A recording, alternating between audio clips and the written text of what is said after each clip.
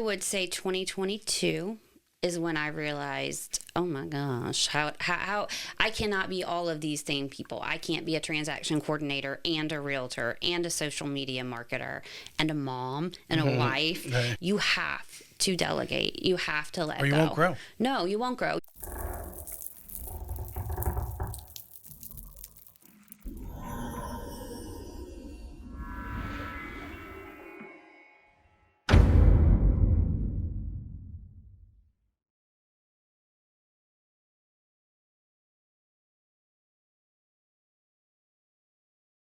Hey, welcome back to the Real Estate Excellence Podcast. Today I have another successful agent here in Northeast Florida with a diverse background in real estate. She initially worked the back office for bookkeeping for a real estate investment firm as a contract bookkeeper, is where she was given the opportunity to gain the insight in real estate investing and wealth building. She has a company that buys distressed homes and renovates them for resale. Let's welcome Buy or Sell with Joy of the Keller Williams Atlantic Partners, Joy Williams, to the show. Hi, it's great to be here. Thank you. I appreciate you coming down and learn a little bit about what Joy's doing. And I think it's really important. I've had a couple agents on recently too. Dig into your diversity of what you're doing, because I think you just reading your LinkedIn, we didn't, besides a little chat here before the show, I was like, wow, here's an agent. She kind of came in the back door doing the bookkeeping, and then seeing what was going on, and then I guess you and your husband got into flipping some properties. And what has that done to expand your knowledge and your I think experience that you can share with investors and so forth? Because I have, over the years, almost 19 years in this business, I mean, many times our agents like, I got someone who wants to buy an investment property. What do I do? You know what I'm saying? And I think it's so important that agents, diversify some, look to buy some investment properties for themselves and start expanding their horizons. Yeah, for sure. I got into this business because my husband was working for investors as the contractor doing the work for the homes.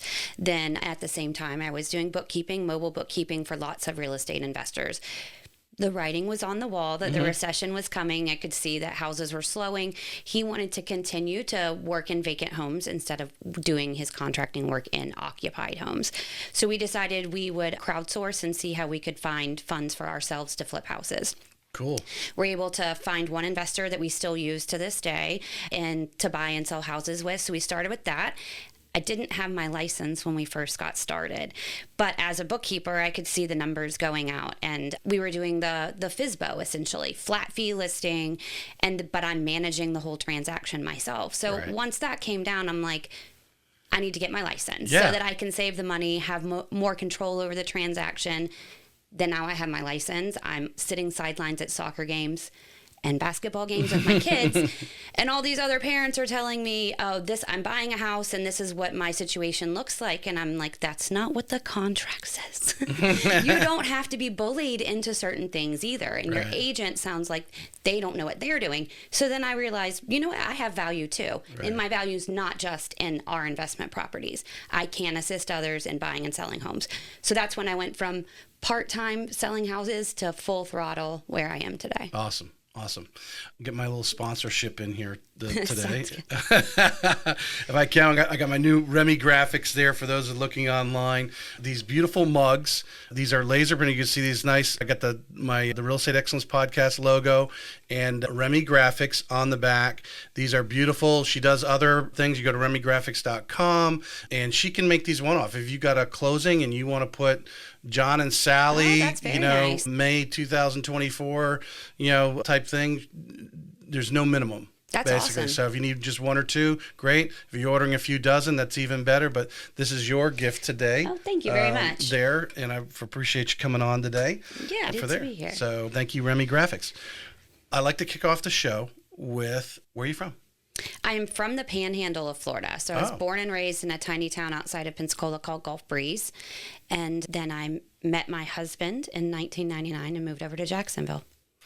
Now, did I see Montana University on there? Yes. Something like that? Where did that?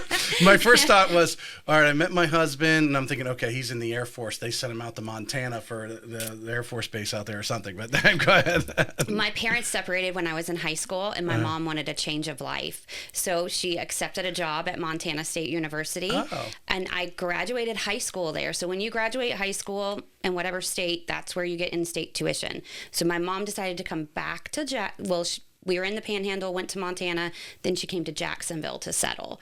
So I stayed, went to school for 2 years there. When I came home on Christmas break, my sister was dating my husband's brother, and they introduced us. Okay. And then that next summer when I came home, we got engaged, and that's how I landed here. But I did spend 2 years in the accounting program at Montana State University. Love Montana.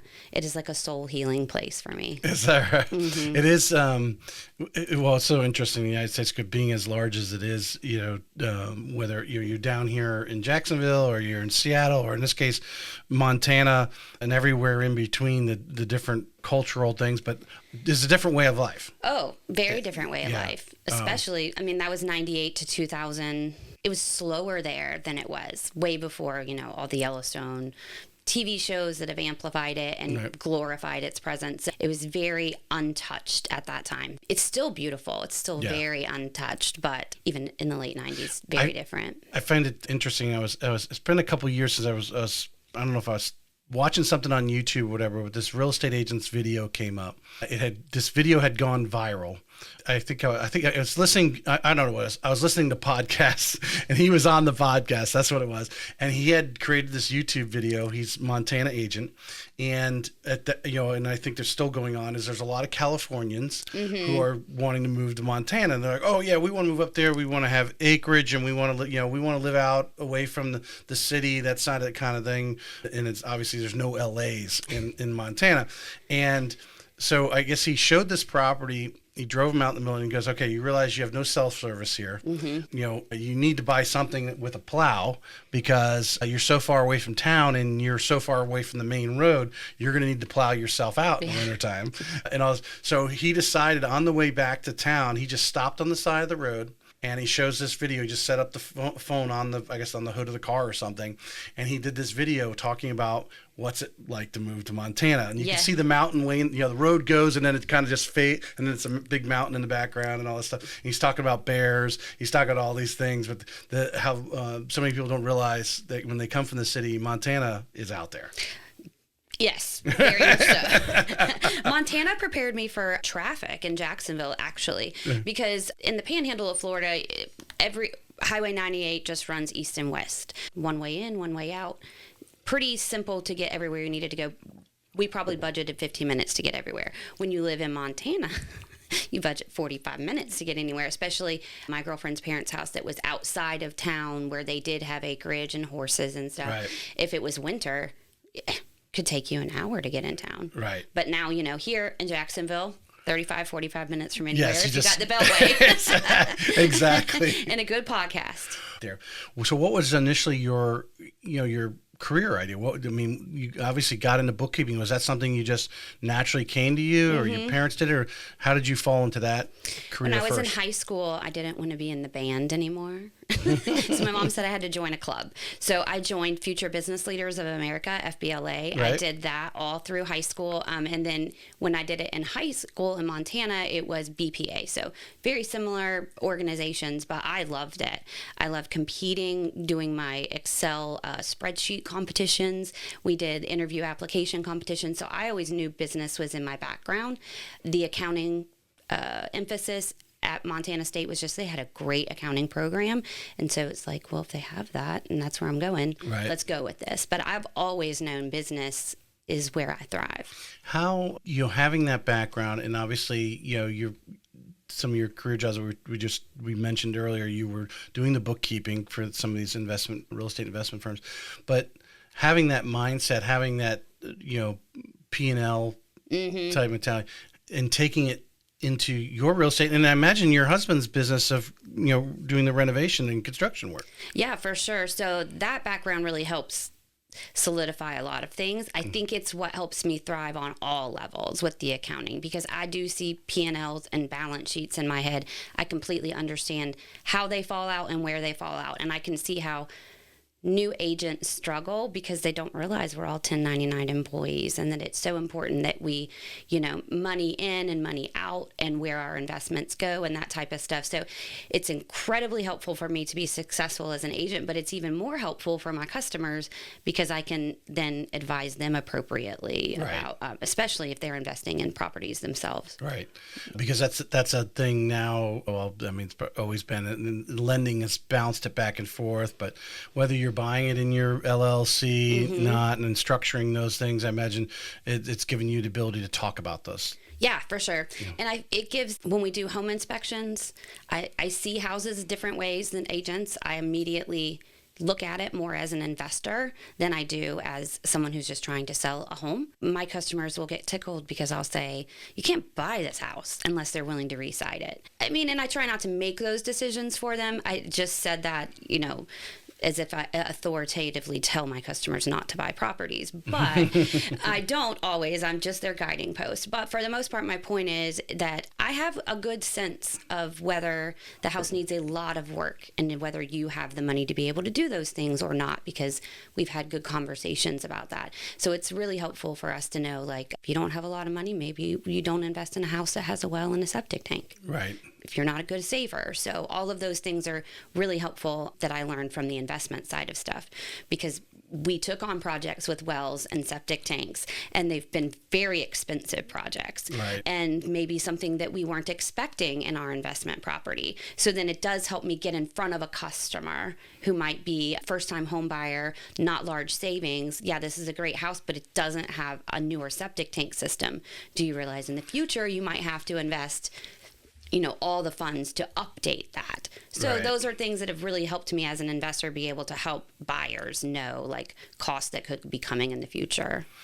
A lot of talk from the lending side on renovation loans, but from what I'm hearing from you guys as real estate agents, is the customers out there today really want turnkey. Yeah. So that puts, you and your husband kind of in the middle of, like, well, great, because we like to flip homes, but obviously getting in that home correctly is important because you're not in it for charity. You got to make some money off it. The equity spread must exist.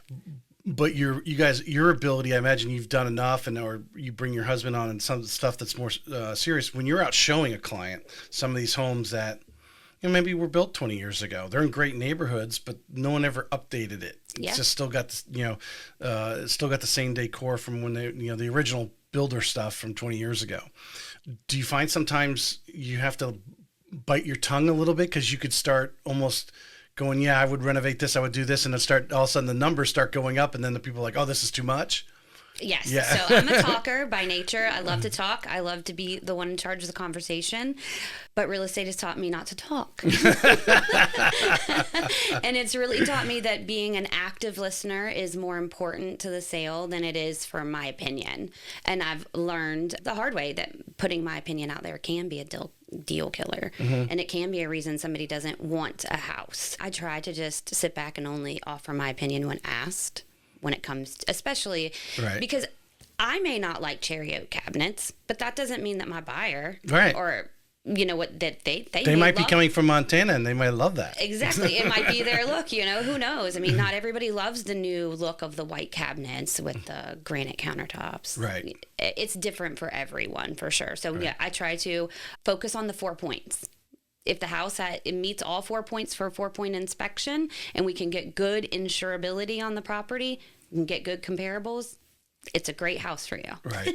Now, I'm kind of jumping ahead in my normal routine, but I think because we're on something, I think it's important for the listeners going into these on a listing appointment. When you've got one of these homes that needs some work, how do you approach that versus that buyer? The buyer is a little different. Like you said, you don't know what they're going to like, but obviously you want to present the home what seems to be the thing now, right? Yeah. The white countertops. Is that feasible? When you go in and start having chats with some of your listing appointments, how do you structure that? And then if you could lead into from the lending side, because obviously that existing home versus new construction right now, because you have a knowledge in your head of what that room could look like, or that kitchen could look like, or whatever, to really make it because I think the existing homes are built better. You're getting more dollars, more square feet per the dollar on the existing homes. And, there's something different about being in an established neighborhood that has trees, and that sort of thing. So how do you, when you go into that listing, get that home, so make sure it's going to get the proper dollar, how do you break it down for that homeowner? Or kind of give us a conversation, maybe one you've had recently with somebody where you said, hey, we need to do some tweaks here. Yeah, so for sure. I had a listing a year ago off Hermitage Road in the Fort Caroline area, and it had original kitchen, original bathrooms, but those homes were built probably in the 70s. Yep. Yeah. Early 70s. It did have aluminum wiring. It had an in-ground pool that was green, but it also had beautiful laminate floors throughout. The kitchen, even though it was original, was painted and looked in great shape. So the house was very livable, except for some things such as the pool and those types of things. So to get in front of that one, I worked with a company to create renderings of what the kitchen would look like if it was renovated, what the bathrooms would look like if they were renovated. We printed them out, put them on poster boards, put them in each one of those rooms so people could look forward to what that house could look like in the event they chose the renovation. Then we did offer the financing for it if they chose to do renovation financing. Right. I managed the expectation with the seller by just, saying the houses that are selling on the marshfront in this area, getting that top dollar, that are getting that top dollar are this. The houses that are in your shape that are not on the marshfront are this. And so looking between those two, we should get a range of this number. And we sure did. We got it right on. I mean, then the appraisal did require that the pool, be blue, and that we had to satisfy some stuff. And with those things, because my sellers did not want to come out of pocket with the money up front, I worked with contractors who would accept money on the day of closing. So my pool guy got paid the day of closing, the deck guy that needed work done, the electrician, everybody got paid from the closing funds. Right. So we were able to mitigate the entire circumstance by managing expectations, by telling, hey, seller, you're not going to get top of the neighborhood, but this is how I'm going to creatively market your home to be sure that we can sell the home for you and get the most equity for the neighborhood. And then, since you don't have or want to spend the money up front, these are the other ways I can manage those expectations and have those people paid at closing. You tipped on something I think is very important, something I've been bringing up regularly on the show, the importance, if you want to be a top producing, influential real estate agent, to have those people on your Rolodex, which obviously it sounds like, people say, well, her husband's a contractor, so she, well, it doesn't mean you have to have a husband that has to be a contractor. And disclaimer, my husband does no work for any of the houses for my buyers or sellers. And the truth is, because he runs his own business, right? He's doing his investment side. So he is not doing the work for me, for my customers. So yes, my Rolodex of people, I actually overheard him telling someone the other day, I don't have someone for that. Joy will, though. And at this point in time, she knows more people than I do because she's working more regularly with diverse contractors than he has. Different situations. Yeah. Yeah. I mean, how important, if, I don't know how often at Keller Williams, or if you do some training, they bring you in to talk to some of the new agents, but if they invited you down to NEFAR and said, hey, we're having this new agent seminar, we're bringing in top agents or experienced agents like yourself and coming in and talking to them, how important it, right off the bat to maybe get with another agent like yourself. Now, not all agents like to share their, because they should not be in competition with each other. We should all be in cooperation with one another. Right. But to each their own. To get with other agents that like yourself, give you a call, sit down, have coffee with you, and trade some of these things. Hey, I got this pool guy. And the fact that the pool guy was willing to wait 2 or 3 weeks, whatever, before he got paid, that's a home run there. Yeah. And honestly, I'd be happy to share my vendors' information, because when my vendors do well, then I'm doing well. So I want... just remind them that referral came from you. Right. Just tell everybody, Joy let you know, because then at the end of the day, when I moved my license over to Keller and I was being introduced to the Keller Williams brand, the big thing was I needed to brand myself as a local expert. How do I set myself apart from the competition? By being the local expert. And part of being the local expert is having a Rolodex of people so that when my customers know, like, I need a roofer, they don't even go to Google. They just go to Google Joy. Right. Joy, who's my roofer? Who's the flooring person that I use? And that's important. I want them to know that I'm a tool that they can always have. And the same for the agents, because I really just believe everybody should do well. I do believe we should all be in cooperation to be successful. Well, I mean, I think there's Florida contractors have a stereotype or whatever you want to call it. But I mean, a lot of these guys don't show up. Yeah, sure. And that's true. To become that resource, which I think, with the whole NAR settlement and things like that, I think agents need to, and you can agree or disagree with me, I think agents need to spend more time being that concierge, that community influencer, that go-to person, because you are working with these guys. Like, if John says he's going to be there at 8:00 on Monday morning, he's going to be there, because a lot of contractors, they don't show up, or they double book themselves because for whatever reason, they're tight on money. They start a project, then jump to another project and juggle both projects, and that kind of stuff going on. To have that resource like yourself to refer somebody that's actually going to show up. Yeah, and then I like to get the feedback from my customers. How did it work? That's another way to touch my customers without them realizing it, right? Mm-hmm. So you asked me for a vendor information, put a reminder in my calendar 3 weeks later to follow up to see how that worked out. Yeah. It's beneficial because it allows me to touch the customer to stay in communication, but then it also allows me to know if that vendor's still doing good, because sometimes they're not doing good anymore and they might need to fall off my list. 100%. 100%. There's no doubt they could show up 3 times, do a home run job, and then the 4th time, did somebody quit that was on their crew. Maybe. Life happens. Yeah, that type of thing. You kind of answered actually probably half the questions already, but I have a lot more. We even talked about what triggered you to got your residential license. I had that in there. When you first got into retail, you already had a background, working knowledge of what was going on. You had your own transactions that you guys had done some flips, but let's talk about that first year. The first day you walked in to the initial brokerage you went to, were you kind of like, okay, what do I do next? Tell us, kind of walk us through, because thinking of as we talked pre-show, the listeners, we might have a new agent on here and they just walked into a brokerage and they're like, yeah, you got your license. Okay. Yeah. You can sit over there and flip open your laptop, and no one's there to take over. Now you're with Keller Williams now that specializes. Sure. You went to them after having experience, which is another topic to talk about. But a lot of new agents go to Keller Williams because they do have that structured environment, whether you're going to a team or they got tons of people training in your sales centers and so forth, constantly going on all the time. But for you, what was those, first, what got you kicked off into retail?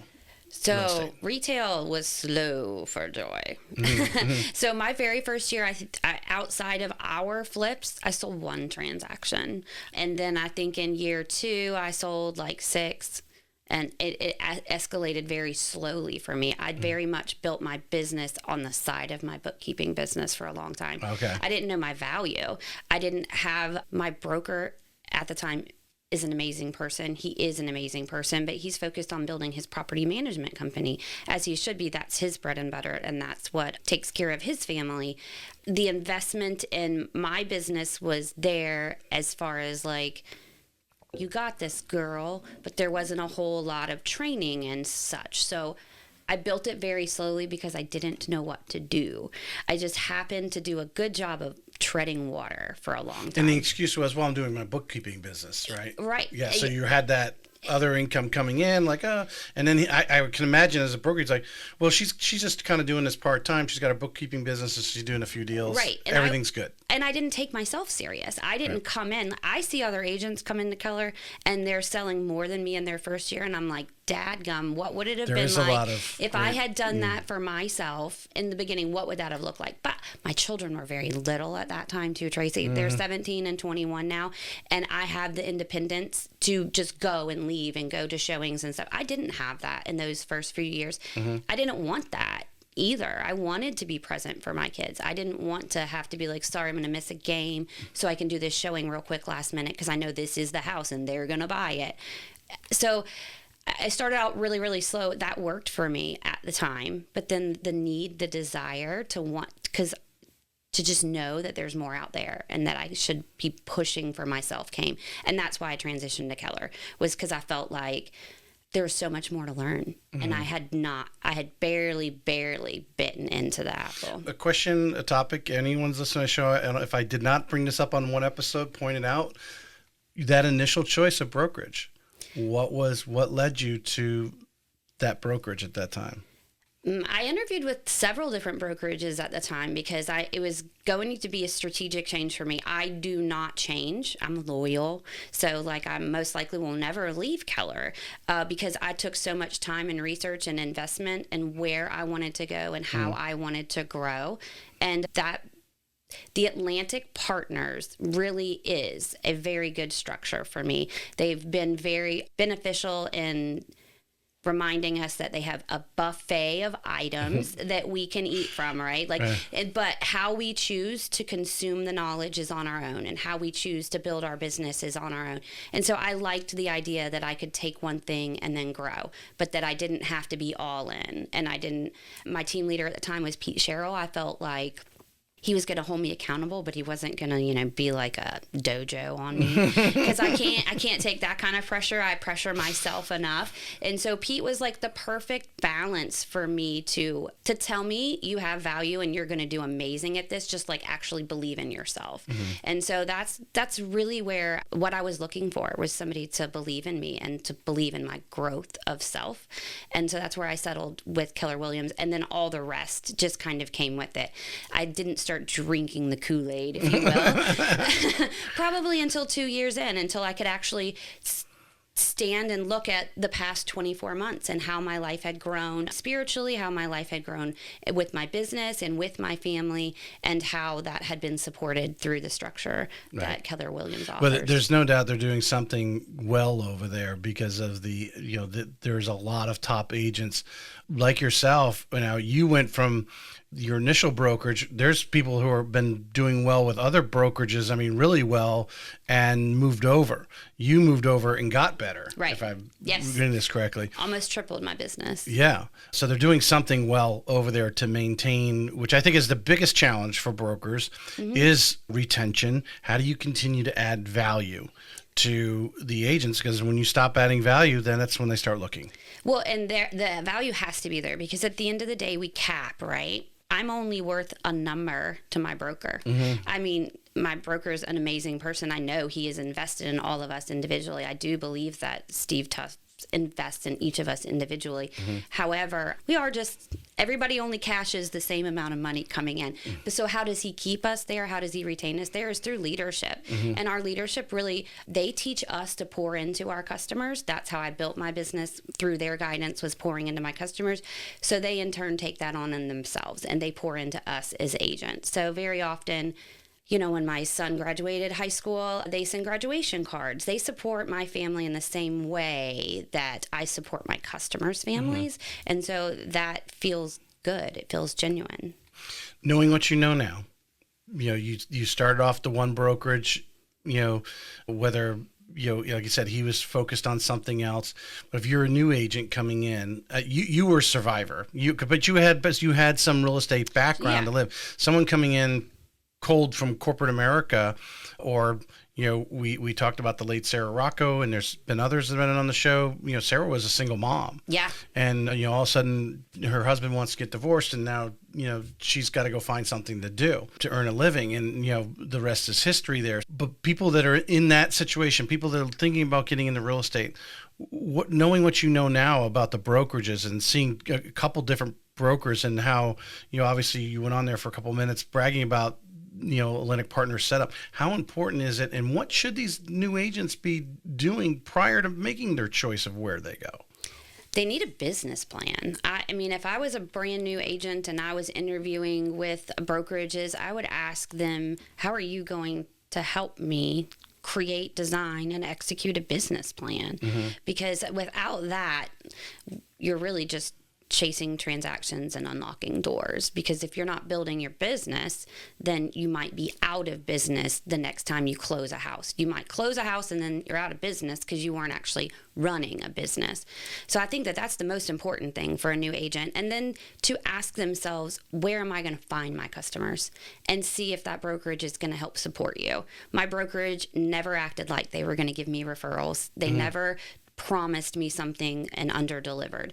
But what they did tell me is that they can show me how to find my own leads, my own customer leads. And I think that that's important for any new agent is what's your business plan? And then where are your customers going to come from? Tell me, in your 24 business plan, you break it down some of the simple things that you put in there that you're doing on a daily basis. I imagine you've got something, you've got a schedule. Like I know a lot of places, brokerage, they say from 9 to 11 in the morning or whatever, they're totally prospecting. You're just calling people, whatever. They got a number every day that they're going to do. What are a couple of things that you've got in your business plan that you have regimented that you are required to do, whether on a daily or weekly basis? I require myself to comment on Facebook posts, especially with people that I haven't had, that are in my sphere and I know that are going to be shopping soon. And I can get an idea of that based on conversations that their friends have told us, so on and so forth. So I like to be active in people's Facebook conversations that they've started at least 3 to 5 times in the morning. So that's the first thing I do after I get ready. And just to touch on social, legit comments, you're not just liking, you're actually saying, "Oh, that's great, Sally, can't wait to see you again." You want to actually write a sentence. Right, because Facebook, it's all algorithmic. So it's all intentional. So because Facebook, obviously now you can click on to make a comment and it will say congratulations and give you emojis. And if you want, you can put that on there. But you're not going to push up to the top comments if they have 100 comments on there, right? Your little congratulations is going to get lost. It's so important that all of your comments on Facebook be more than 5 words. If you can make it more than 5 words, that's what they really want. Well, Instagram is the same way. It's all meta. Yeah. So exactly. So you want to always do more words with your comments, and then you want them to be intentional. So remember their children's names. So it's not just happy birthday. Happy birthday, Ben. I hope it's a great 17th year for you. Right. And, it pushes up in that algorithm. And then it also helps that customer who's also your friend because, mind you, for the most part, all my customers are my sphere of influence. I've met them through friends or through people at church or other friendly relationships, and then I built their relationship into a friendship also. So while it's intentional, it's also heartfelt. It really is coming from a good place. But I do know that it needs to be more than just a congratulations or I'm super excited. You're leveraging, in this case, Facebook to stay top of mind. Yes. And, the great comment I had, Carl was on the show. He said, social media is designed to be social. Right. And that's what they're looking for. You're making these regular comments. There was somebody did a little reel on Instagram. So what should you be doing, on Instagram in 2024? And you should post X amount a week. But the biggest thing was comments on people's posts. Was the number I would say, I don't think I want to say the number was like 20 a day or something. That's they felt you should do that. But it's putting you in it's not something that's going to happen right away. But I think these agents who are getting business, or even business people who are getting business from social media, they're setting that in their business plan that they're going to take 30 minutes in the morning or whatever it is and go down and make these comments, and then it starts to build. Yeah. So I follow a specific, I probably should have told you that when I led into it. So I do follow a specific plan, the DTD2, which is do the database twice, but I do it really more than twice, the 2 at the end. So each week is labeled. It starts off A and W is week 1. And then during that week, I do different touches. So sometimes it might just be Facebook. If it's A and W for that week, it might be a Facebook messages, or I send them a private text message, or just a regular email. So when that week comes up, I have a whole Excel spreadsheet that tells me what I should be doing for that last name's that week.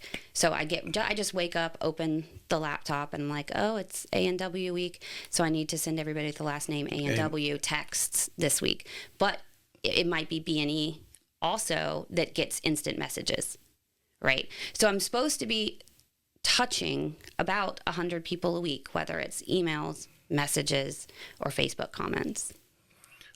100 people a week is roughly the goal. That's the goal. That's the goal. Yeah, but life gets in the way too. Mm-hmm. No, it's interesting that I've never had anyone, and not saying that you're the only one that's possibly doing it, but the only one, like I said, I asked that question about the business plan because you brought it up, to commit yourself to do it. Yeah. Because as much as we're running around chasing the new flashy thing as agents and loan officers can, with all the stuff that's thrown at us all the time, oh, this will make it easier, this will make it easier. Social media is a long-term play. Yeah. But the goal is to stay top of mind. And you never really know if that customer came from social media unless they point blank saw you. You know what? I didn't know who you were. Your social media thing came up. I've seen it a couple times. You look like a cool person, and now I'm ready to buy or sell a home. I'm going to call you. I mean, it doesn't happen a lot. No. It's because you're getting most of your clients from your sphere. Yeah. They already know you, but you're reminding them, I'm here. I'm your real estate agent. I'm here, even though you probably never even mentioned real estate, but they know every time they see your name, they know what you do. Yeah, absolutely. Yeah. And before COVID, I used to host bunco at my house every month. So I'd have anywhere from 12 to 20 women rolling dice for about 3 hours, and we'd all laugh and have a great time. But I'm telling you what, you switch tables at bunco, and we'd switch tables, and I'd get in front of somebody that I hadn't had a conversation with, and everyone, the first thing they ask me is how's real estate, because I work hard to stay top of mind. My social media is intentional 5 days a week. We have Monday market updates, Tuesdays tips, Fridays are feature Friday. That helps me be a local expert by always highlighting somewhere local in town on Fridays. The social media does not get me leads. I know a lot of people say I get a lot of leads from social media. My social media does not bring me leads. What it does is it supports my business, and it shows my sphere of influence in everybody. Joy is actively working in real estate. We all know 10 realtors, right? Right. Everybody does. But my goal is, if you know 10 realtors, then you think about who's the one that's working the most, who's the one that's active in real estate and is going to know her stuff. Oh, Joy, because she's on social media 5 days a week. And not only is she on social media 5 days a week, she messages me and she asks me how I'm doing. Mm-hmm. You know, she takes that time to make me feel like a person, not a number, not a reason that she needs to earn money. Right. Yeah. Right. Well, like I said, it really, I think a lot of corporate America is missing this right now. Oh, yeah. Some have gotten it, some don't. And I can, talk to I won't mention names, but because you're actively there, that person who maybe you sold a home for 6 months ago, but because you're actively in front of them all the time when someone says something to them about buying or selling homes. So now it looks like it came from there, but it was really your social media that kept top of mind, that gave that person the reminder to refer you. And then they go, well, where'd you get the business? Well, Sally referred me. But Sally referred you because you stayed top of mind with Sally through social media. Sure, 100%. Yeah. It happened recently, a husband, wife that I'm good. I know her through the church school group, and he recommended me to another person in his office. And the gentleman was like, he says you're the best in the business, but I also looked you up on my own. I saw your 5-star reviews on Google, and I saw your work on Instagram and things like that. So I know that you're an active working agent. You're running a business. Mm-hmm. You're running a business. What did I write down here? I drew just like one word. That's going to remind me, right? Yeah, that's good. I think we actually covered, but the customers, because I wanted to dig in the business plan, but it led into, really what I think. When I hear somebody, Josh Rogers said it really well when he was on, and when someone says, oh, my social media is not getting me any business, I said, well, then stop doing social media and see where your business goes. Well, I mean, yeah, if you feel like it's not doing you, if I felt like it was not beneficial, I would not be doing it. Right. But I do find it to be very beneficial in a lot of ways. Okay, so the feature Fridays, for instance, those help keep my algorithm really good on Instagram. Most of my reels that take off are local hotspots. So what do you do for that? So on Fridays, on Feature Fridays, I do, every Friday, I feature a local place. So like this last week, we just featured the donut, is it the donut shop in Arlington? I think that's the name of it. I feel silly for not remembering off the top of my head. Craving a Sweet Treat in Jack's Beach? Is that the one? Oh yeah, that's so that pinned. one's pinned because that's got a lot of views. So that's Cookies and Cream out at Jack's Beach. So yeah, there's a donut shop. Yeah, right there's here. the Hidden donut gem shop of in donuts, Arlington. Yeah, so every Friday I post about a local area, and those get the most views. Those get the most reshares. They're the ones that get the most active comments. A lot of people are like, "Oh, my favorite donut place in all of town," and things like that. So those help support all the other stuff. So social media it's a pillar in my business, but it does not have a return. Like I get a customer there, and now I have a commission. They're clicking on a website and we're clicking on a link or called an 800 number designed off that ad. Exactly. You have direct measurement, but you don't with the social. But the doing the small business is brilliant. Obviously, that's something all the big people say that's something agents should be doing. Yeah. Because when you go on there and post that, you're collaborating with that business. That business. So now you enter all those people who like that business, who know maybe whether they know the owners or not, but maybe they frequent that place, and they see that they have an active social media page. You're now going and collaborating with them, and so now you start entering the circle of that business, who have a lot of people that you may have never met before. And that's why that Cookies and Cream one does so well, is because they collaborated with us. They were active in that marketing, and that they allowed us to tag them. Well, we tag all of them, but sometimes you can be a collaborator in a video. So we sent it to them and said, will you collaborate with us? They agreed. So then they're sharing it on their networks. I'm sharing it on my network. So we almost double our visibility. Right. Yeah. And how much time do you spend for something like that? So I have a wonderful marketing coordinator. So when I started my social media calendar, I did all the work, and then I hired it out. And it's a recent graduate from FSU in marketing. She creates all of my social media posts. Not involved with Atlantic Partners, or someone who's in the Atlantic Partner family? She's not a realtor. Okay. She's actually my son's fiance now. Okay. They just got engaged. I forget to refer to her that way. And before her, it was a preschool teacher that I could tell. The first person I approached to do the work, I could see from social media that she was doing all this great Canva work for her students in her preschool 4 class. So I called her and said, hey, would you be interested in coming over and me showing you what my social media looks like and replicating it?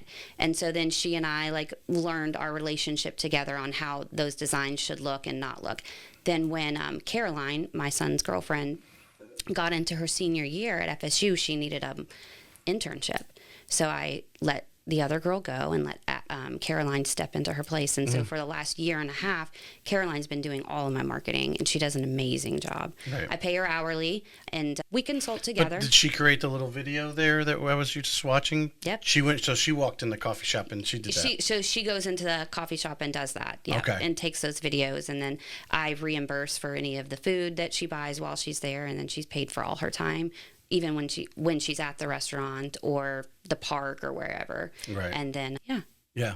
No, that's brilliant, because you're not even taking it to another level would be actually like putting yourself on the screen with maybe the owner or someone there, and I just don't have the time for that. Yeah. I have all great intentions for that, to put myself in front of the camera more, and I would love to. It's hard to be camera forward facing and be customer forward facing, and my priority is my customer, and I want to be as forward facing with my customers as possible. That means that some areas are gonna hurt. So you reached a level where obviously, time, you hit I call it hitting a lid. It's John Maxwell's thing. You hit a lid in your production, and because you have your long-term marketing campaigns. You obviously we talked about social media, which that's an active, and staying top of mind. You might get a call 10 minutes later, it might be weeks later, but hopefully somebody that you were regularly touching on social media sends you somebody that's looking to buy or sell. So at some point you reached that lid. When did you realize that now it's time, I need to kind of spill over some of these other tasks like the marketing stuff to other people?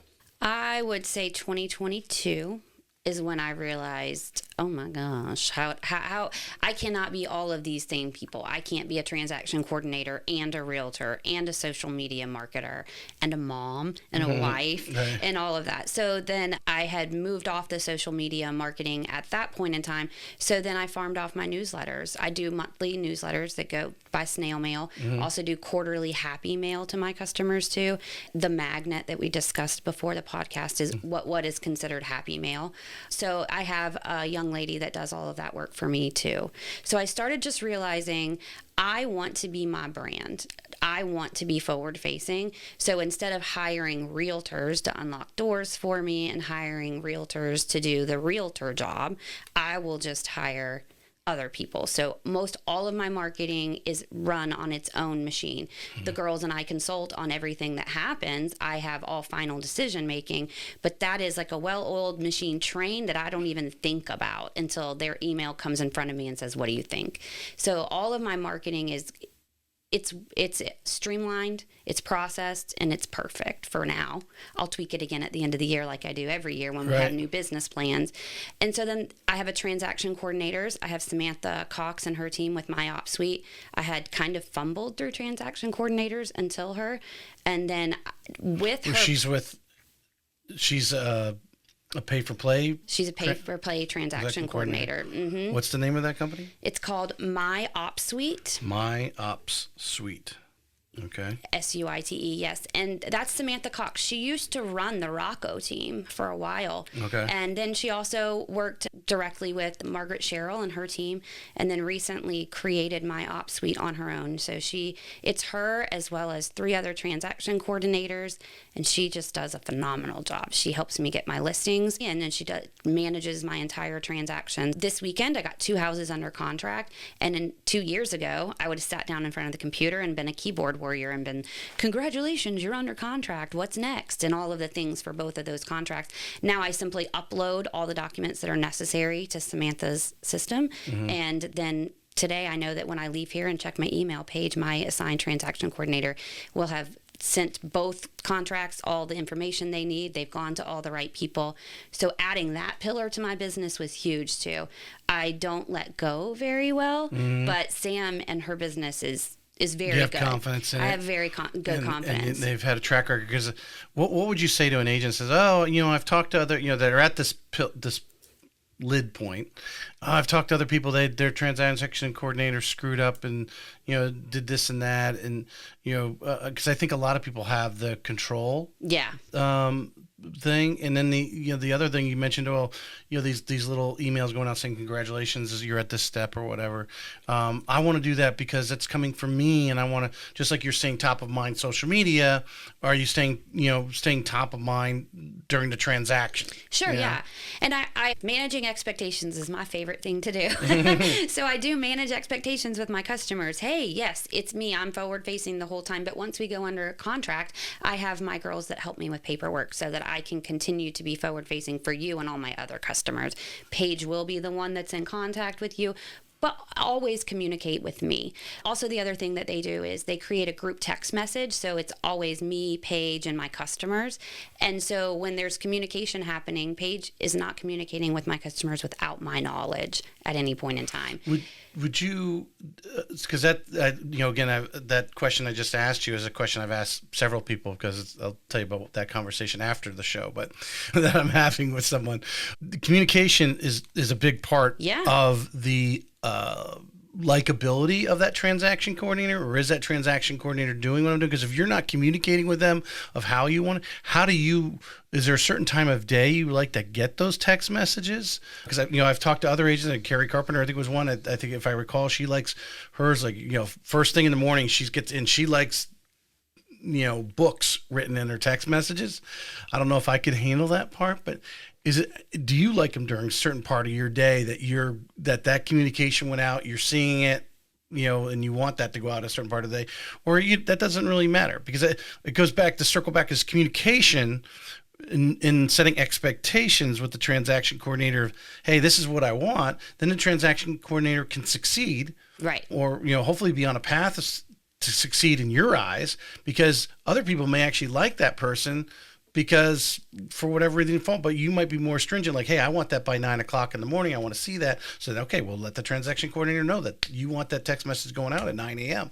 And that will please you. Yeah. Right.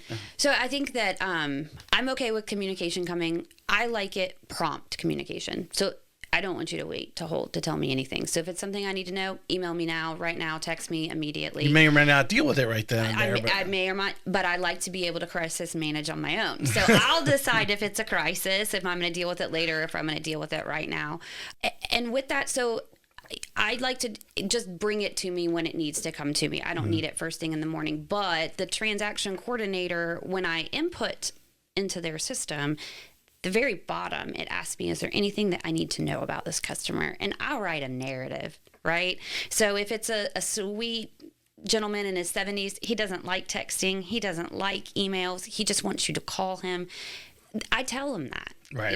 If and he recently just went through a life change, his wife passed, please be sensitive to, that topic and things like that. So I try to let my transaction coordinator know as much about the customer as I know. Those notes are in my command too, in my back office, so they can see all of that information about that customer too.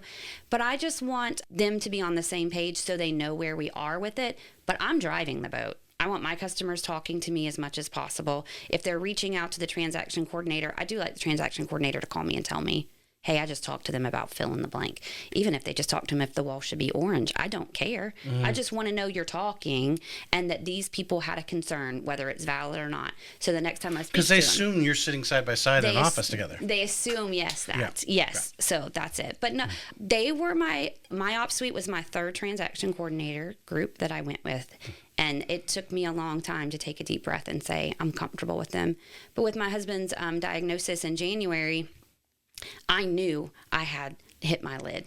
And I knew now I have to be super confident with my pillars to support my business.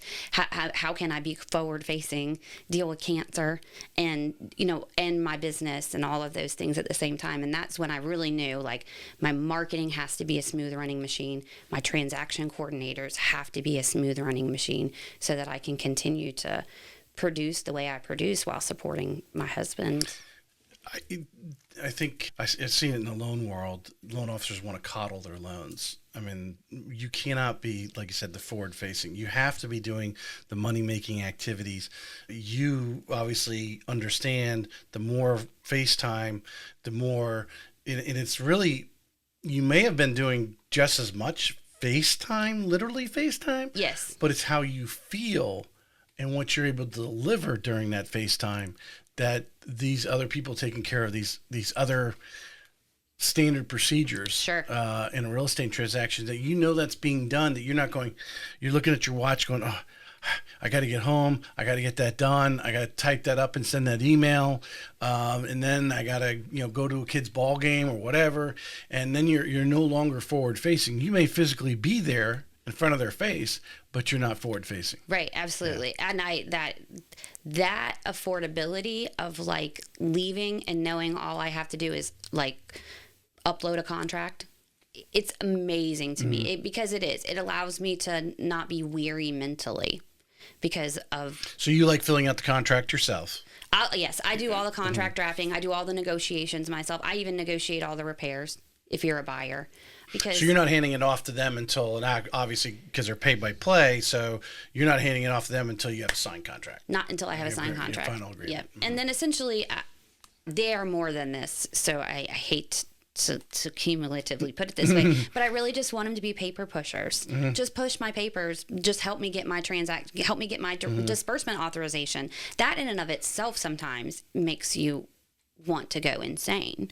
So I'm grateful that I don't have to hound my business department of when are you going to get me the paper so that I can get my check, because the title company likes to get it with an appropriate time, as they should. But we have our systems and procedures in order to receive that disbursement authorization, and that can be an arduous process. So it's just one more mental thing that I don't have to think about because I know that the girls will do it and to handle that for me. You cannot reach the the levels of the number of transactions that we were talking about, pre-show that you're doing, and have any vision of growing. Again, an agent by themselves cannot sit there and do 30 transactions a year. I think Carrie Carpenter was on. She said one time last year she literally had 10 transactions going on at the same time. You've got to have other people to rely on, and you're never going to be able to get there unless you start delegating some of these. We call them paper, but they're actually important paper pushers, because these things have deadlines and so forth. Yes. And that, you knowing those deadlines and you having to do it puts you staying up late at night. You're stressed out about, you want to go to your kid's ball game, but you can't even focus on what's going on because you're going, I got to get home and get that done before I go to bed tonight, type of thing. Yeah. And my dedicated transaction coordinator is Paige at my ops suite. Everybody gets one that they're assigned to, but I enjoy that she reminds me, because I'll forget sometimes, right? Like I could be in the middle of a transaction showing houses, and my gosh, it is the 10th day and an RRA does need to go out today. What are we going to do about that? And it's 3:00 and I'm standing in a house showing it. 2 years ago, I would have probably gotten in the car and wanted to cry of thinking about all the things that had to get done. Yeah. And now it's just like, dear Paige, where are we with that? And she most likely will say, check your email. I've already been in communication. Right. And so that, yes, when you get to a certain point, you have to delegate. You have to let go. Or you won't grow. No, you won't grow. You'll probably stay stagnant. start retracting, actually. Most likely. Yeah, because you can't be everything to everybody. Right. We'd like to be, right? But we can't. But we can look like we're everything to everybody if we strategically place the appropriate people to support us. And that has really been the defining factor for me in 2024, was having the right partners. Because I think I hired out of friendship before. It's not always sometimes that works. You learn. But, and it's not that anybody ever let me down. I've never been let down. Right. But it's just sometimes, with experience comes knowledge. And Samantha has a ton of experience by running the Rocco group. And so that gave me a lot of confidence to know I would be okay. I think you mentioned something really well there. Some of these people who are stressed about, I don't want to give something up, I can't do it, but I know to grow, they appease themselves by oftentimes making that first hire not the experienced person, not because they called out to you and said, who are you using that's been successful? What are you've gone through 3 and the third one now everything seems great and you're good with it. They don't make those phone calls. Yeah. They're stressed, and then they go and they find a girlfriend that says has some side time, and you're like, oh, go do this. Well, now you just deflated why you didn't even give it up, because you thought it was so valuable you could not give up doing that. But now you just gave it to someone who has no experience, no track record. Maybe they do it well, maybe they don't. But the point I want to make is you need to pick up the phone. Yeah. It's one of the things that the podcast I'd like to say is a tangible benefit is you're hearing all these other agents and what they're doing and their mindset and ideology on how they're handling this. That if this is a challenge, pick up the phone and call one of the guests that have been on the show and ask them. Everyone that I've had on, it all is welcome for anyone to call them, send them a text message, whatever it is, and say, who are you using? Why is it you like them? This is what I'm looking for. You think they would, whatever the question is. Right. But to reach out to these people, because there's no need to recreate the wheel. No, not at all. The wheel rolls just fine. So. We don't need to make it square. Right. So just ask people what they're doing. And I truly believe we sell 5 counties. Like, we're unique in that as realtors, because if you think about the landmass that we cover territory wise, somebody in New York would not even go down to Green Cove the way we head to Green Cove or up to Nassau County or wherever. Right. So we're unique in that aspect. And because of that, not one agent, not one team. I love Christina Welch. I love her team, but even though they're the biggest, they still can't sell every front door in all 5 counties, right? No. None of us can. No. So with that in mind, we have to have a spirit of cooperation and be on a co-mission, right? Together to earn our commission. Right. Because if we're competitive in nature and we're supposed to be getting to the same end of the race at the same time with the same goal in mind, but we're competing, we're not going to get anywhere. Right. So I really do. I appreciate that others have poured into me. Christina Welch has poured into me so much at Atlantic Partners. Shara Kavanaugh, that she's an amazing woman who's taught me so much about changing my words and how to maybe be a little bit more delicate with the way I say things, or being more of an active listener. So you mean you tell it like it is? I do. I try to be as polite as possible. I'm the fourth of 5 kids, so I had to learn filters. They don't come naturally to me. But all of that to say that people poured into me, I will always pour into others, because we grow when others grow. Well, and the reality is the reputation of sometimes one agent can spoil the barrel, right? Sure. Type of thing. And that gives us a great segue. You're going into the NAR settlement, whatever's going on there. People are stressing out. Obviously, some agents have probably rolled out already, type of thing. Call me, I'll take your referrals. Exactly.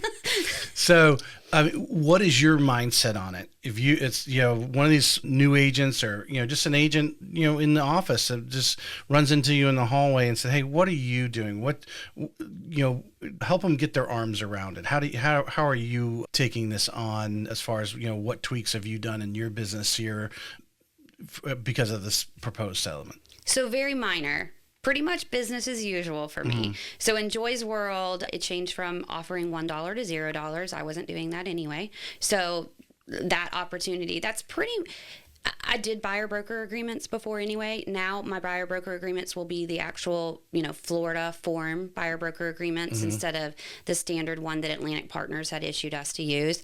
I always had those conversations with my customers up front. The NAR lawsuit baffles me completely. I do not know how anybody is allowed to say we agree to do something we've never agreed to do before.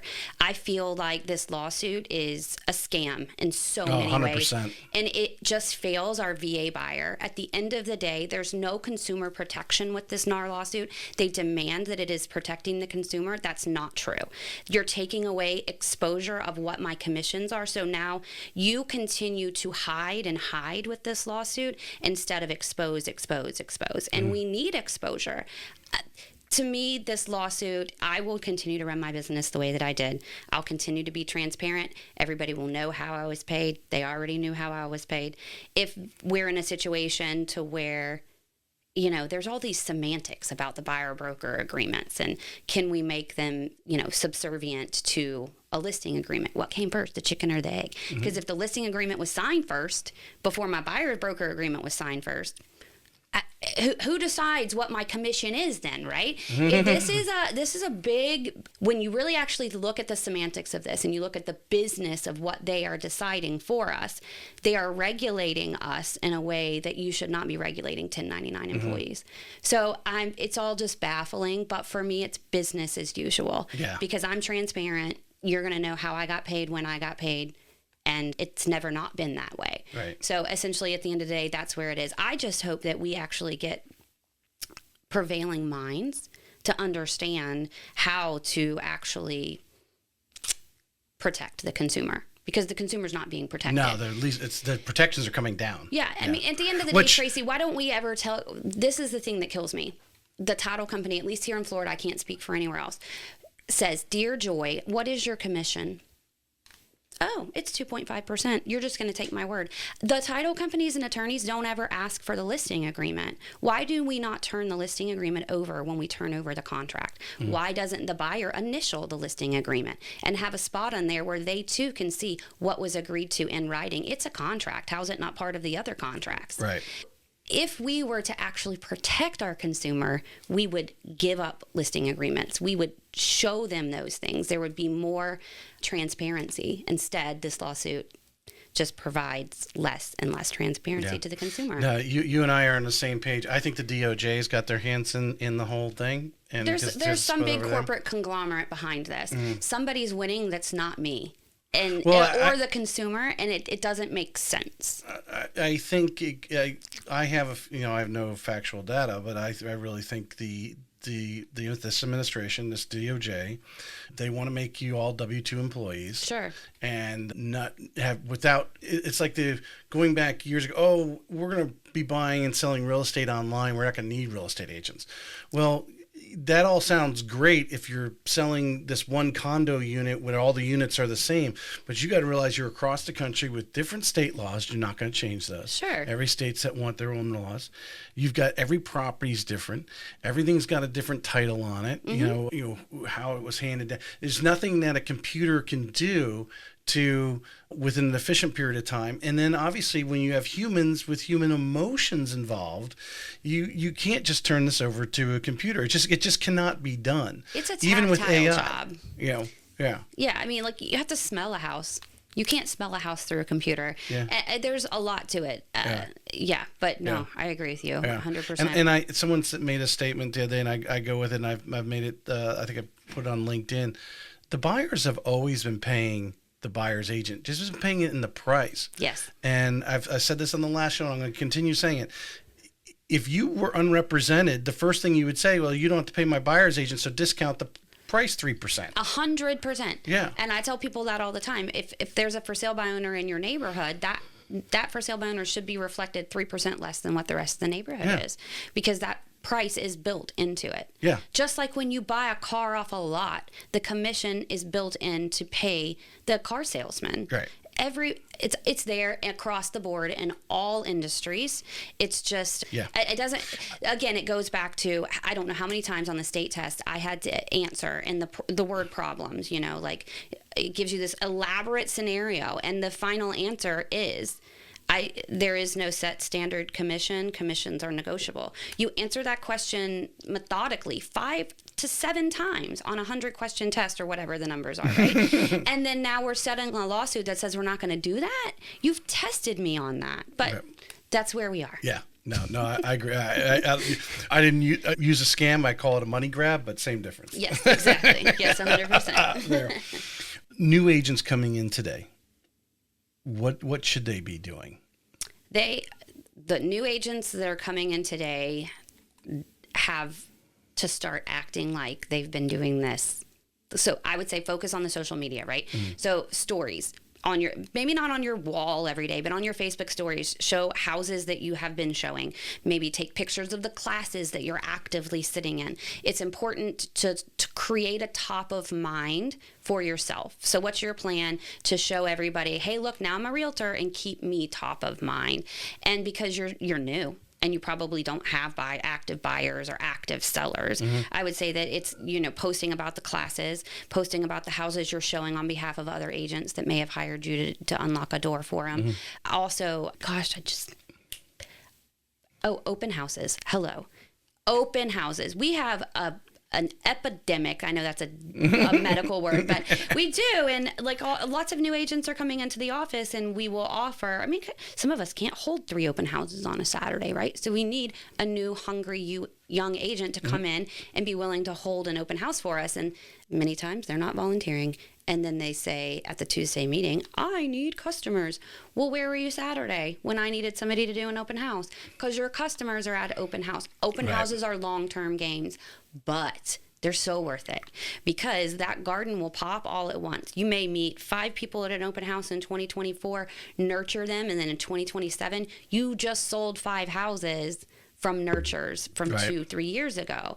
So open houses are key. And a lot of agents have reached a level. They have the listings. They have the circle of influence. They are doing well. They're going out and enjoying their fruits of their labor and spending Saturday with their kids or that type of thing. You've got to be. That should almost be. It's shocking, actually. You say something so obvious, but I know, right? A lot of things we talked about are kind of obvious, but they're not doing it. Human nature. But you become a real estate agent, you should be committed to, hey, I'm going to be working every weekend because I'm going to find an open house or multiple open houses. Yeah, I would say, so the successful teams, Rocco team and Welch team, their agents are required to hold certain open houses, and they will approach outside of their team if they don't have enough listings. I've been approached by the Rocco team to hold open houses at my listings, and it's beneficial.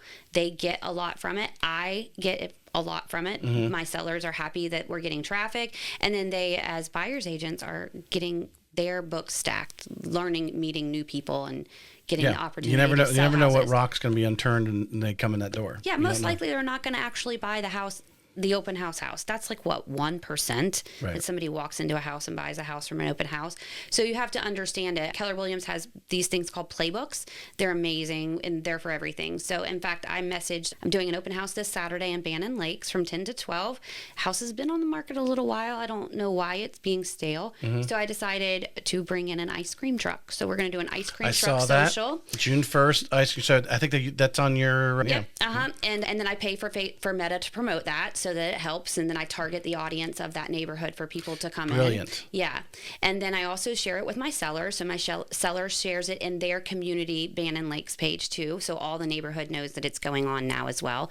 And then I'll do flyers on Thursday. How much did you spend for Facebook to I paid focus that? $80, and it tells me that it will expose it to 40,000 people. 40. Well, obviously a lot more than that neighborhood. Right, exactly, right. And that's just what it says it exposes to. We'll see Right. what actually the numbers fall out to. But that was $80 for that. $250 to hire the ice cream truck. And once enough ice cream's been $8 to $250, everybody will have to pay for theirs after that if we get to that number.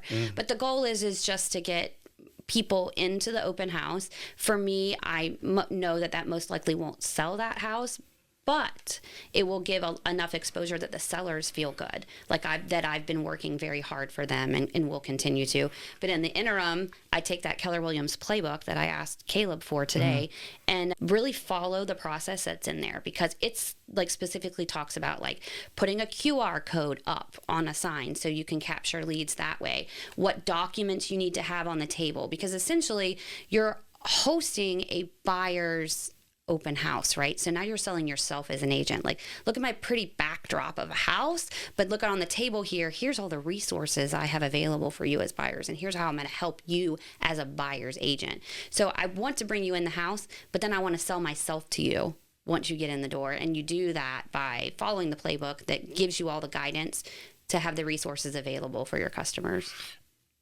or or upcoming customers. I think a lot of people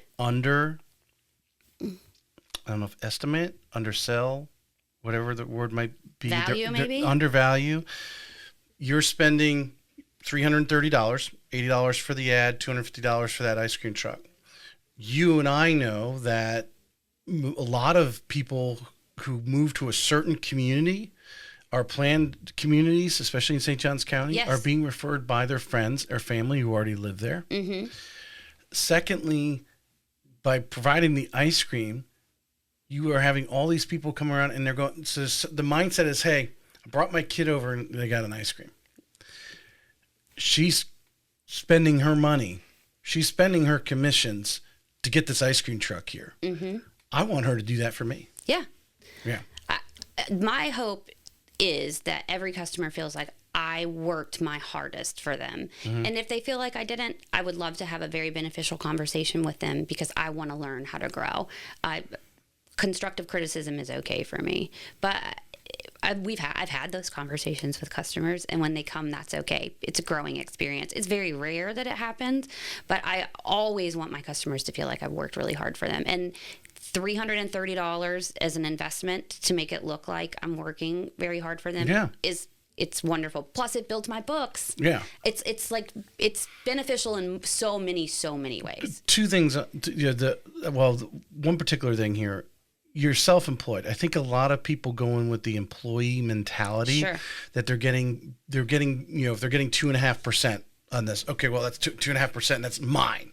No, that, maybe one. You have to have some cost of doing business. You can either give it to the IRS or you can, reflect it back to your customer, which hopefully there's a trade-off here that your customer keeps you on because houses are sitting longer, right? Yes. You hopefully are other people going, man, when I list my house, I'm going to use Joy because, wow, she got an ice cream truck out front. That's out there, right? She's spending her own money in investment to move this house, which is what you're supposed to be doing. Yeah. And I think, to circle back to what we were talking about, the NAR lawsuit, I don't think enough agents are, agents going around taking pictures with their cell phones because either they're afraid to ask the customer to pay for a professional photographer or putting it out of their own commissions to pay for the professional photography, which is a whole nother thing when it comes to your reputation. Right. You know? Yeah. If you don't have professional photos, someone's going to, oh, man, some people pick up on that stuff. You know, that these weren't done professionally. I don't want them to do that. I want professional photos. So I'm not going to hire that agent. I'm going to hire the agent that does professional photos. So part of my listing agreement is to show my value, right? And showing my value is that I hire professional photographers to list your property, because in order to help you get the most equity, you know, I could do the whole spiel for you, but in order for you to get the most equity out of your property, and in order for me to do the best by you, I have to hire a professional photographer, because like we talked about, stay in my lane. I'm a sort of creative person, but I'm not as creative as my videographer and photographer is. 100%. And I don't excel in that area. Also, there's large money investments that need to go into those cameras and things like that, which should probably be a separate business than being a realtor if you actually think about it from an IRS perspective. So stay in my lane. I'm a realtor. I'm going to sell a house. I'm not going to have a photography business and a videography business and all of those things. But in my listing agreement, it is shown this is what my value is. And if you'd like a reduced commission, we can talk about reduced marketing. Yeah. Right, exactly. Yeah. And then reimbursement is in part of that listing agreement. And I'm up front. I do want $1,500 in the event that you cancel this listing agreement, because I'm putting my money out in good faith, saying I will work my hardest to sell your house for you. But in the event that you don't feel that that's beneficial, then pay me back. Right. Well, I think, afraid to ask. Afraid to, I think, like I said, they got that employee mentality that's their commission, and the company needs to pay for that. Well, there is no company. No, Keller Williams ain't gonna pay for your professional photos. No, I pay Keller. I pay him. Yeah. But you're right. I mean, I had Deidre with Eyesight Media, where's her card right there? Eyesight. Eyesight Imaging. I want to say Eyesight Imaging on, and the amount of hours she was telling me, they can go out and shoot photos for an hour. The amount of hours she spends behind the computer, making that all look great. I mean, it doesn't equate. It doesn't at all. And no, not to when time is money. Yeah. Right. And because we're on a realtor show, obviously I'm going to make more money on commission than I am if I'm going to photograph houses. So because that's your expertise, right? And your expertise is that forward-facing, right? So I'm going to work harder at that and allow my photographers and videographers to do what they're good at. Same with my ops suite. Going back to the transaction coordinating, Samantha is a licensed agent, so she does help with listings. So as soon as I get a listing agreement signed, I upload that into her system, give her all the details. She organizes the photographer, the time. She puts the listing in. She connects it with showing time. All of that stuff goes down for me as well. All right, that's now because this is a big one for agents, like not wanting to pass it. They think they've got to make all those connections. Has it taken away from your business because you allowed someone else to arrange the inspector, the photographs? No, I mean, because I still show up. I still show up when the photographer's there. I still show up when the inspection is there. The girls have access to my full calendar, so they just see where my time slots are in and put me there, and then I show up when I'm supposed to be there. It's been the best part of my business this year. I love it. I love being able to... And because they're reporting back to you, I imagine, a few hours later. Yep. Okay, inspection's going to be here, Yeah. Yeah, all of it. No, it honestly... that is the reason that I can sit in front of you today with the amount of volume that I've done this year, with the amount of times we've sat in medical doctors' offices and hospitals and procedures and everything. Samantha and her team at my ops suite is why I am thriving. That's a great endorsement. Maybe I should I have Samantha on the show? Oh, you should. She would love it. I occasionally like to have a supporting business. I think that's a great idea. Yes, because she offers so much, and it's because she was an agent, so she sees the multifaceted support that's needed. But she likes the systems and processing. She's not the forward facing like I am. So she thrives, and she's built a thriving business because of it. I mean, I don't believe she'd been open a year. And now she has 3 transaction coordinators underneath her. Mm-hmm. So she's built an amazing business from the ground up. Right. All right. We're gonna reach out to Samantha Cox, right? Yeah, I'll give you her number. I have it when we're done, when we stop filming. Give that to. We'll have her on, because I think it's the growth of any agent. Is the team that's behind them. You've got to let go and let some people that really actually, if you do your due diligence, find out someone who's got a track record. They've been doing a good job, instead of just hiring somebody that you saw an ad on Facebook or something, which we've all done. Yes. We've all done that. But if you're really, I got to control it. There are people that are better than you, and just think about, spending more time doing what you really like to do. Right. I mean, if transactions is actually really what you like to do, maybe you need to do what Samantha did. Maybe you should go work for Sam. Yeah, exactly. But I mean, if you like to, because I think you're right. The top agents are forward facing. They're out doing their showings. They're spending the quality time with their people, and that's where they're building the relationship. Because I think the other thing we didn't really mention, when you say forward facing, you're creating a relationship with that person. And if you're in and out because you're running, because you have to go back and order this, or you have to go back because you have another transaction going on, and you're running around and not really spending that quality forward-facing time with them, you are losing the marketing dollars that person's going to be, hopefully over their lifespan, that might refer you 3 or 4 people over the next handful of years. 100%. Yes. I intentional with putting my phone in do not disturb mode when I'm showing houses, and not answering messages or calling people unless it's about that house. Like I'm reaching out to that agent because that buyer has said, can you get a question answered, fill in the blank. But yes, not being distracted in front of your customers is huge, because it shows them that you value their time. And then I get a lot of respect back, right? So when I'm valuing their time during the showings and they're getting my devoted attention, 9 times out of 10, once we're under contract, they will say, hey, I know you might be with somebody right now and I don't want to bother you. You've given us the time and attention. I don't want to take up too much of your time right now. So it's very interesting how when because I'm not saying to them, I value your time, so I'm not on my phone. I value your time, so I'm not distracted. But they notice it. But in today's world, people start to notice stuff like that. Yeah. So then when they say that to me, like, hey, I don't want to take up too much of your time, I can see that it's a beneficial relationship, and that we've established those boundaries of whose time is valuable. 100%. Anything you like to add? No, this has been great. It's been fun. Yeah, this was really good. I appreciate it. We jam-packed. We could talk for hours for sure. I appreciate you coming on. Yeah, thank you, Tracy. Thank you.